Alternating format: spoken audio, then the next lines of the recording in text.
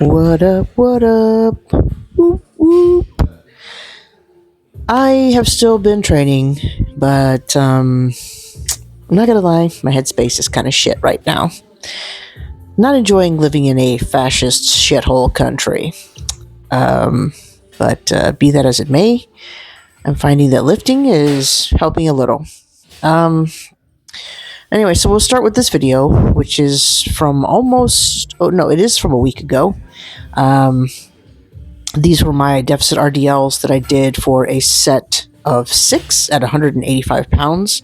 You'll notice that there is no light. That's because the lights in my gym for this day were not working. And I actually had to work my shift right after I did my training. So that was a lot of fun. A bunch of people training in the dark. It's kind of crazy. But, what are you going to do? Not train? I didn't have a choice. I wanted to get my reps in, and I was going to work anyway. This was squats from this. Was it Monday or Tuesday? No, actually, believe it or not, these were squats from Wednesday because no, is that right? Tuesday? No, Tuesday.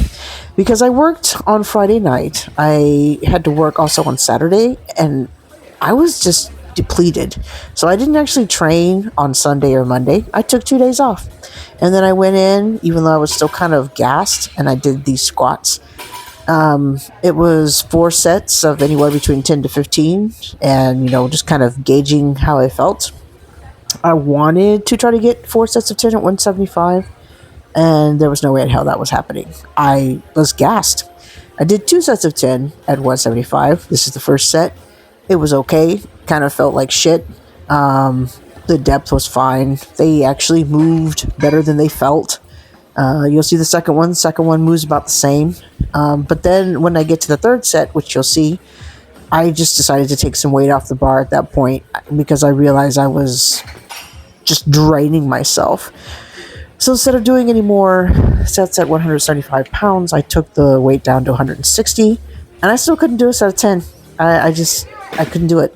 You'll see, I got 8.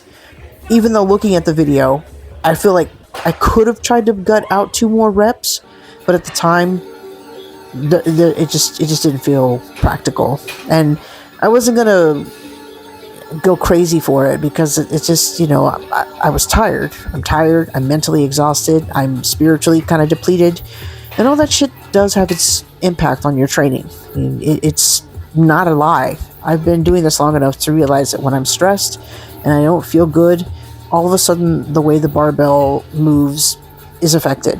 Like even unracking your warm-ups starts to feel heavy. That's not the place you want to be when you're training. And that's also a recipe for injury. And I've been doing really well, staying healthy, so I'd like to keep that up if that's possible.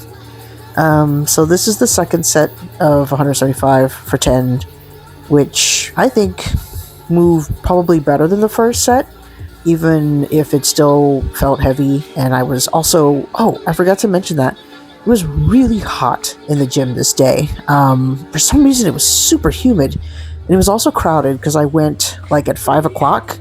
So there was a shit ton of people. So body heat, regular humidity, and me being somebody who sweats like an asshole, not a great combination. You can kind of see it on my arm right there. Like I'm glistening. It's just blech.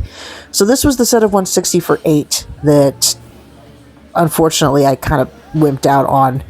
But when you see the last rep, it does look like I could have potentially had one more. I just didn't feel like trying to grind 2 out. So I told myself, whatever, rack the weight and see what else we can do. Here we go. I don't even know what number this is. I've kind of lost count. But you can see also in the back, like the gym is just bustling. There's just a shit ton of people this day. All right.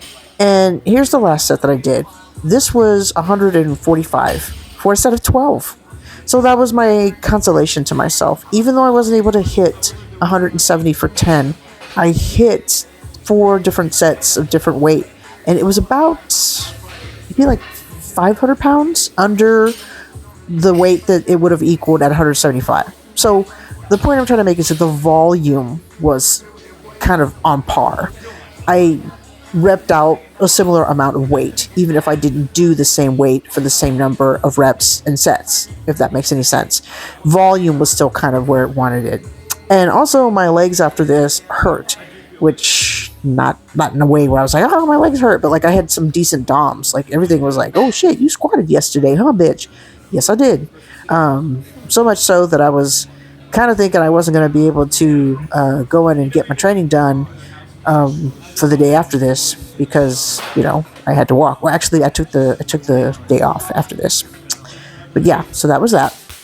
And then we did some benchies. I went up to I stayed 110 pounds this time, and I added a rep.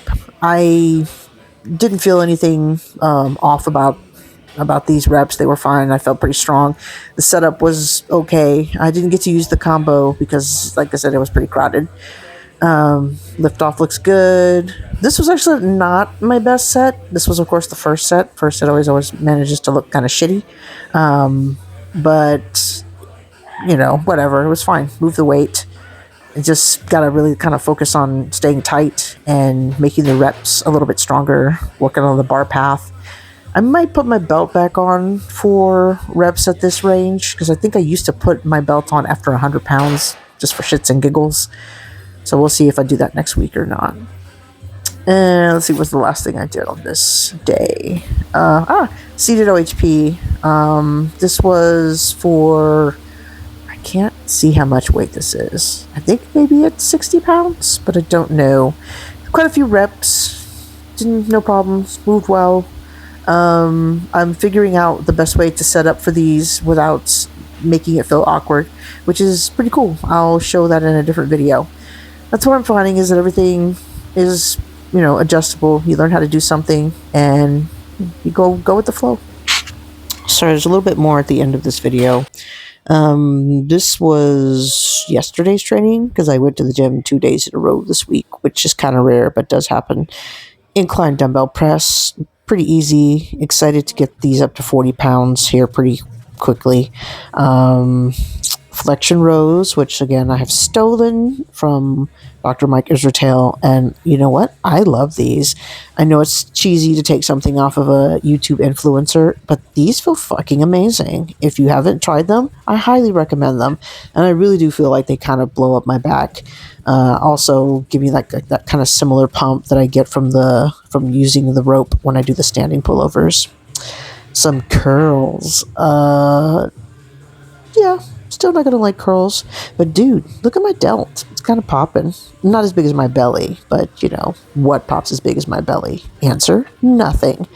I also managed to get a pretty decent bicep pump doing these, which was a shocker to me because I rarely get bicep pumps, but I did with this one. And then my other least favorite movement: tricep overhead extensions. Here they come.